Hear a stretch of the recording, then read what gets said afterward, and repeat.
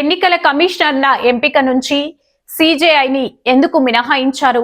కేంద్ర ప్రభుత్వాన్ని ప్రశ్నించిన సుప్రీంకోర్టు. కేంద్ర ఎన్నికల కమిషనర్ల ఎంపిక కమిటీ నుంచి భారత ప్రధాన న్యాయమూర్తి సీజేఐని మినహాయిస్తూ పార్లమెంటు తీసుకొచ్చిన నూతన చట్టం చెల్లుబాటుపై సుప్రీంకోర్టులో తీవ్ర స్థాయిలో వాదనలు జరిగాయి. ప్రధాన నియామక ప్రక్రియలో పారదర్శకత ప్రాముఖ్యతను నొక్కి చెప్పిన అత్యున్నత న్యాయస్థానం ఎంపిక విధానంలో నిష్పాక్షికత స్పష్టంగా కనిపించాల్సిన అవసరం ఉందో లేదో చెప్పాలని ప్రభుత్వాన్ని ప్రశ్నించింది. వాదనలు పూర్తయిన అనంతరం ఈ రాజ్యాంగం పరమైన సవాళ్లను 5 సభ్యులు రాజ్యాంగ ధర్మాసనానికి బదిలీ చేయాలా వద్దా అనే అంశంపై సుప్రీంకోర్టు తన తీర్పును రిజర్వ్ చేసింది.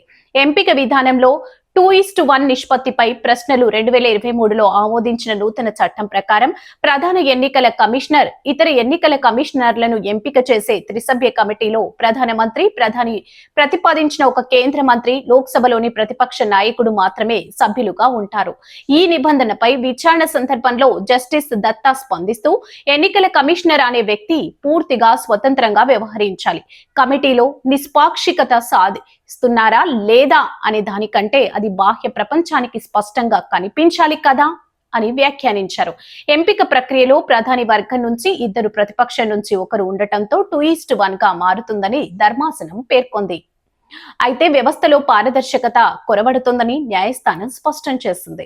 ప్రధాని నిర్ణయాలను నమ్మకపోతే చివరికి కేంద్ర కేబినెట్ మంత్రులను ఎంచుకోవడానికి కూడా ఏదైనా రిటైర్డ్ న్యాయమూర్తిని లేదా బయటి వ్యక్తిని సంప్రదించాలనే నిబంధన పెట్టాల్సి వస్తుందని తీవ్ర స్థాయిలో వాదించారు.